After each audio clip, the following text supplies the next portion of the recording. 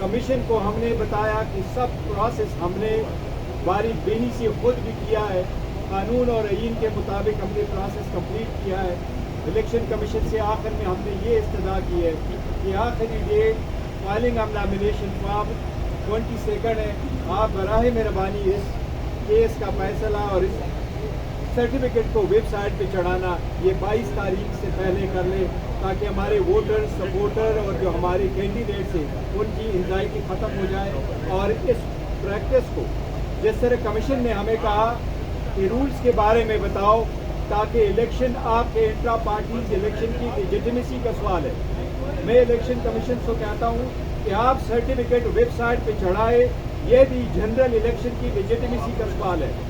अगर 70% आवाम से ताल्लुक़ रखने वाली पार्टी का इलेक्शन सिंबल डिस्प्यूटेड है और अभी तक क्लियर नहीं है, तो लेजिटिमेसी भी अब इलेक्शन की वो भी बड़ी क्वेश्चनेबल होगी।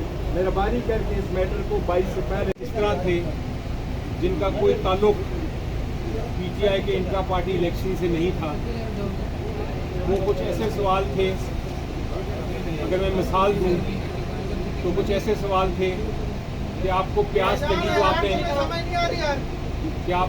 लगी तो आपने पानी क्यों पिया, आप आग के पास बैठे तो आपको गर्मी क्यों लगी।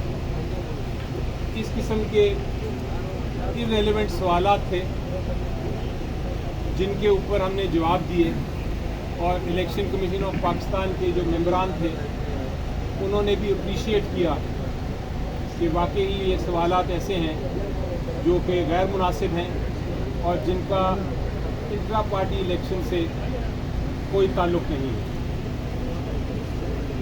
उसके अलावा जो बहुत सारे इतराज़ात थे वो बार बार ये पूछ रहे थे कि आपने अनअपोज्ड इलेक्शन क्यों कराए।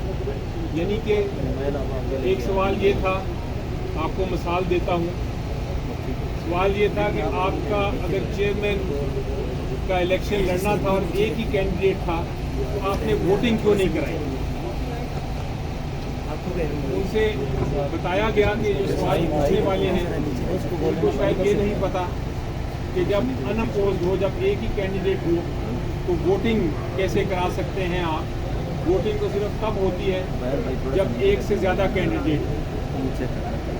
इस तरह के सवालात थे जिनके जवाब दिए, बार बार सवाल इसी टाइप के आ रहे थे। इलेक्शन कमीशन ऑफ पाकिस्तान ने अपनी तरफ से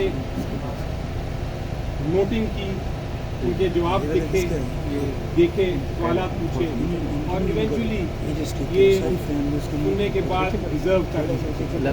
इलेक्शन कमीशन ऑफ पाकिस्तान को ये भी हमने पूछा